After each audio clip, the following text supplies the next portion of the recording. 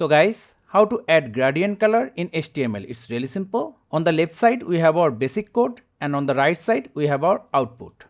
As you can see, we only have our body and inside the body we have our heading.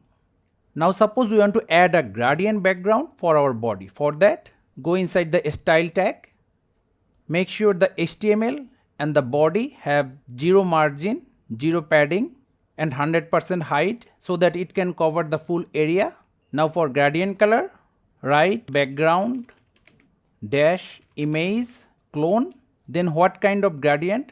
Suppose linear gradient. For that, linear dash gradient. Now first bracket, first parameter, the direction. Suppose top right corner. For that, to top space right, comma, the first gradient color, suppose pink. Then the second gradient, yellow. Third color, suppose green. It's totally up to you that how many colors you want to add. Then closing bracket, semicolon, and we are done. Save the document, reload.